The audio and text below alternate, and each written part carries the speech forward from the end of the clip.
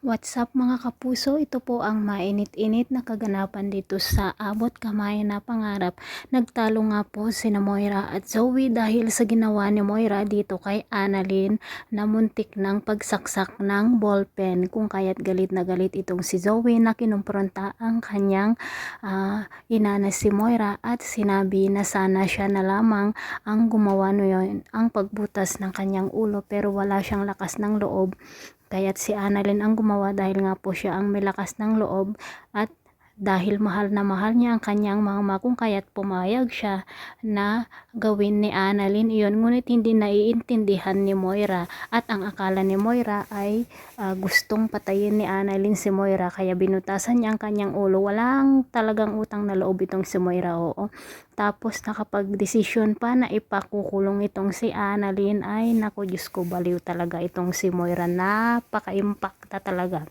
Samantala, nang marinig ng usapan ni Lynette, nila Doc Lyndon at Annalyn na muntik na ngang masaktan ni Moira si Annalyn at ipakukulong nito, ay agad namang pinuntahan ni Lynette itong si Moira at kinumpronta nga ito at matigas talaga ang ulo nitong si Moira dahil sinabi pa dito kay Lynette na gagawin daw niya ang lahat nang sa ganun nga ay makulong si Annalyn dahil isa daw siyang kriminal.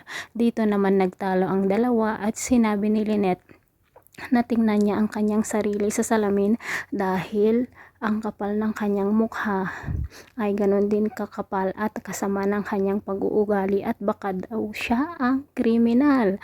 Hindi naman nakaimik si Moira sa sinabi ni Lynette dahil nga alam naman po natin na si Moira ang may kagagawan ng pagka-amnesia ni Doc RJ, at kapag malaman ni Doc RJ ang ginagawa ni Moira dito kay Annalyn, ako siguradong si Doc RJ naman ang makakalaban ni Moira. Samantala, kinausap nga ni Moira ang doktora na kung saan siya ang nag-aasikaso sa kanya at sinabi nga na gagawa siya ng paraan nang sa ganun nga ay makalabas na siya sa ospital.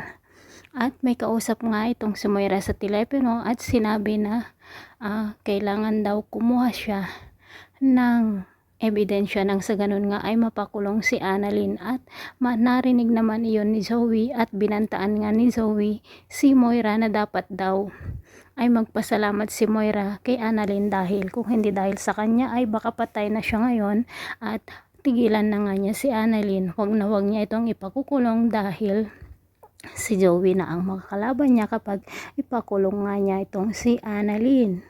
Ay naku, Diyos ko, sana hindi na lang niligtas ni Annalyn si Moira, no mga kapuso. Pero Diyos ko, wala talagang utang na loob, nakakapanggigil ang Moira na ito. At talagang Diyos ko, ang sarap sampalin mga kapuso. Ay nako.